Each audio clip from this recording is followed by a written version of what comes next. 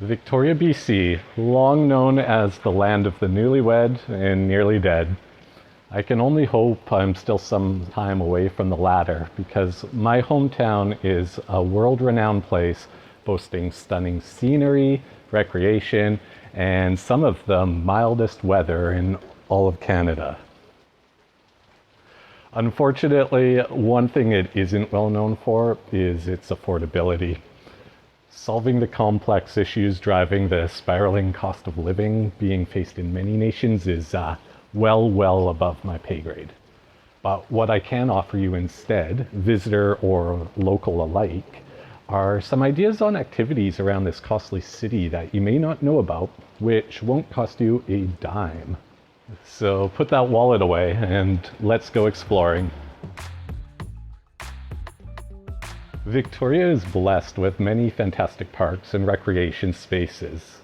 A fun and different way to get out and enjoy them is to keep an eye on the CRD Events calendar.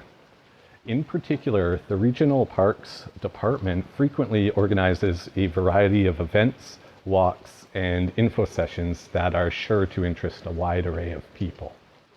Over the past couple of years, since realizing this was even a thing, I've found a number of events that piqued my interest. For instance, I attended a guided nature walk with a naturalist who helped us find and identify many native plant species found at Cattle Point that I was previously completely oblivious to. Pygmy-weed, yes. This is erect pygmy-weed. This is our native pygmy-weed. Oh so this is erect pygmy-weed here, and it's often reddish as well. And it's a little annual, and it likes to grow in eroding soils. So this is Crassula cannata, or some people call it Crassula cannata of subspecies erecta. Another particularly special event held at East Park taught all about the birds we find here. It included many hands-on things for the kids, and best of all, presenters from the Raptors, a fantastic organization out of Cowichan. They brought live birds for a show and tell that was fun for all ages. Everyone was able to get an up-close look, learn a lot of interesting facts, and even watch a flying demonstration. Most of their diet typically consists of insects. She's very small, very maneuverable. I think it's gone. I know the grass is too tall. And so they'll dive down and catch little insects and live off that. She's very light. She weighs about 110 grams, or about a quarter of a pound. The number and variety of events will change with the seasons, so my best advice is to keep an eye on their calendar for anything that looks appealing. Easily one of the most recognizable landmarks in the city would, of course, be the BC Legislature. You'd be hard-pressed to miss seeing it featured in tourist brochures and postcard racks, and for good reason. It is a notable piece of architecture, serving as the centerpiece to many stunning views over the harbor. The Legislature is a beautiful example of neo-Baroque architecture. Construction was completed in 1897, with expansions and renovations occurring over the ensuing years. And while many people will stop to snap a quick photo or two out front, not as many people know you can actually go inside and tour the interior. And the best part of all, it's completely free. The building is typically open to the public during weekdays between 8:30 a.m. to 4:30 p.m., while being closed weekends, holidays, and for certain parliamentary activities. Make sure to double check their tour page, linked in the description, to confirm hours before going. Once there, you have a couple of options. You can take either a self-guided tour at your own pace, with tour books available in a number of different languages. You may also choose to join a guided tour group. These are also free and last around 40 minutes, with the added bonus of having a fun and knowledgeable staff member show you some of the highlights. Snake of some kind. It was actually modeled to look like a lake monster called Schlockum that is said to be found within Chilliwack-Cultus Lake. Now this monster is very common in many myths. No pre-registration is required, but again, double check their website as frequency of tours and departure times may vary throughout the season. The Art Gallery of Greater Victoria is a cultural gem located close to downtown.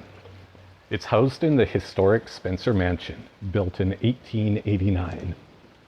It boasts an impressive collection of over 24,000 works of art, making it the largest public collection in BC. The collection spans from ancient Asian art to contemporary Canadian pieces, and also features regularly rotating exhibitions, so there's frequently something new to see. An adult admission is typically $15, but what you may not know is they offer discounted and even free admission for a number of different situations. For instance, admission is always free for visitors 25 and under, Indigenous people, and support workers. Additionally, admission is free for everybody on the first Saturday of the month and every Thursday evening between 5 and 9 p.m. Finally, admission is by donation on the first Tuesday of each month.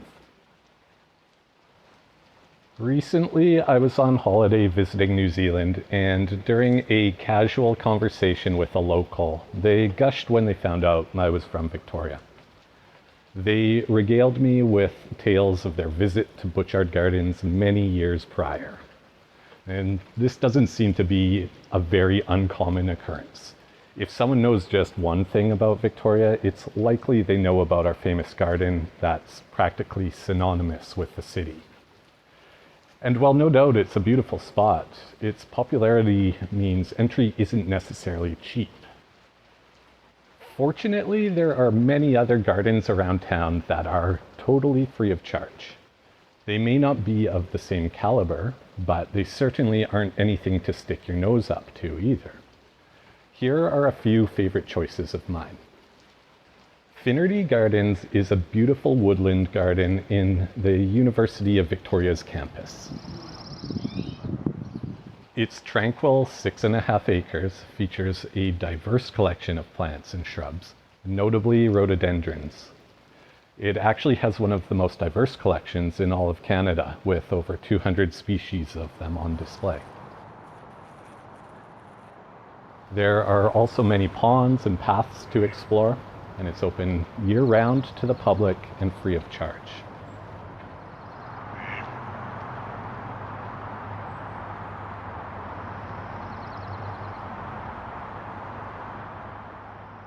The short trip to visit Hatley Park is well worth it to view the opulent former estate of James Dunsmuir.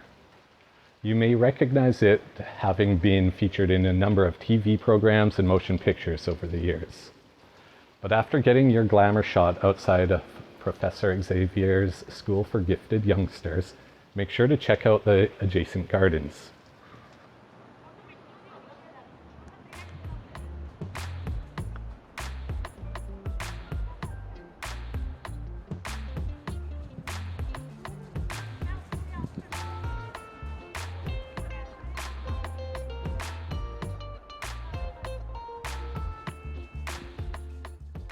They feature an Italian, Japanese, and rose garden, and many beautiful surprises throughout.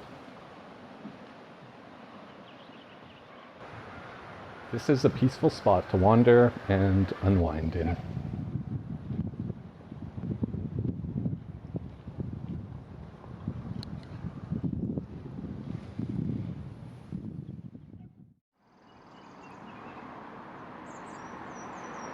Government House closely ties in with the previous section on gardens, as it itself has very beautiful grounds which are free of charge to enjoy. It features a Victoria Rose Garden, an English Country, and Iris and Lily Garden, to name just a few.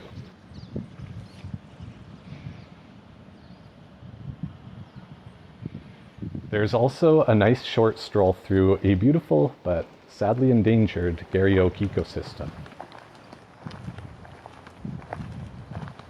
Finally, the view over the terraces looking toward the Olympic mountain range are very hard to beat on a clear day. Pro tip, bring a blanket and a picnic and make an afternoon of it. In addition to the gardens, if you plan ahead, you're also able to take a tour of the interior via a free registration. Tours give a look at the inside of the residence, covering history, points of interest, art, and architecture. The tours are free, but space is limited, so make sure to register in advance. A link to their page and schedule is included down below. Whoa, those are gigantic. So there you have it. Hopefully with this video, I've convinced you to take advantage of some of the stellar events and attractions Victoria offers that may have flown under your radar and won't cost you a penny. Did I miss anything? Any suggestions for what I should check out next time? Let us all know in the comments below so we can take advantage of it. Happy exploring, and I'll see you out there.